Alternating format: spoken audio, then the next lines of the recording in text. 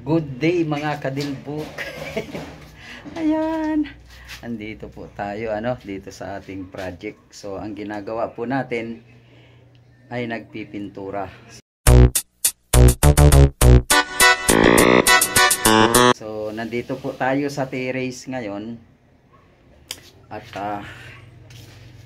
nire-retouch natin So eto siya. So ayan yung frame natin ng ating window. Moldura kung sa mga salitang mason. Ayan. So tapos na rin itong tiles natin dito sa walling hanggang taas. So yan, pininturahan natin kahapon. 2 days tayong nagpintura sa labas niyan sa taas. Yan. So itong terrace, kung maalala nyo, yung nag waterproofing ako dito, di ba? Dito sa flooring ito. So ngayon lang na hindi totally finished. So ngayon maglilinis na tayo after ng natin. Lilinisan para naman matapos na. Ayan. So yan, pinipintura ko. But 3 days or 4 days ko nang nagpintura dito. Ako lang mag-isa kasi yung kasama ko iba ang pininturahan niya doon sa loob. Nag-finish siya. So ayan.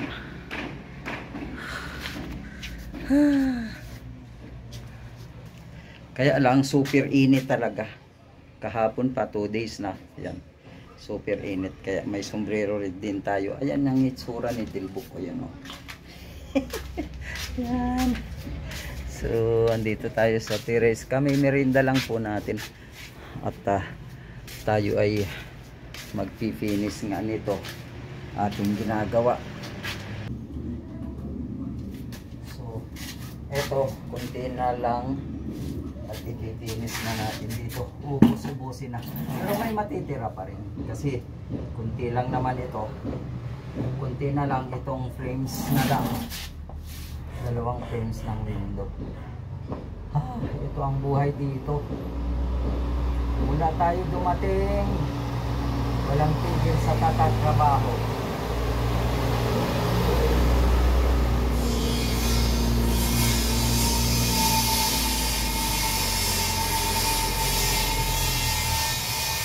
Ayan, sumikat ang araw, ang tindi.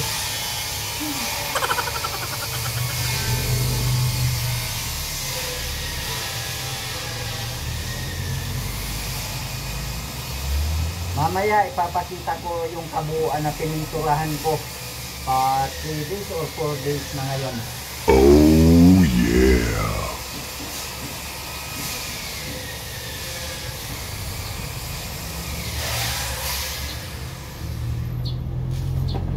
Ang init naman talaga. Yan ang itsura ngayon ni Dilbuk Vlog Official. Ayan. So, tara.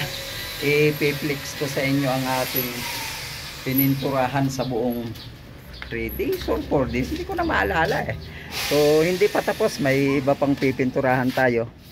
So hindi pa naman finish itong harap nitong bahay. Itong dito sa labas, dito sa terrace. Itong labas na to, bali harap ng kalsada, hindi pa natin na itatiles. Tara, puntahan natin at i-flex ko itong harap yung pininturahan natin ng mga ilang araw. Pa 4 days na ngayon. Ayun na nga, nandito tayo sa labas at ipapakita ko sa inyo, i-flex ko lang sa inyo ang ating pininturahan. So ayan, yung pininturahan natin, puro cable, di ba? Puro kable. So i-flex ko lang sa inyo. Yan. So wala pang design tayo dito sa harap. Itong harap wala pa. Ayan, flex ko lang at may dadaang sasakyan.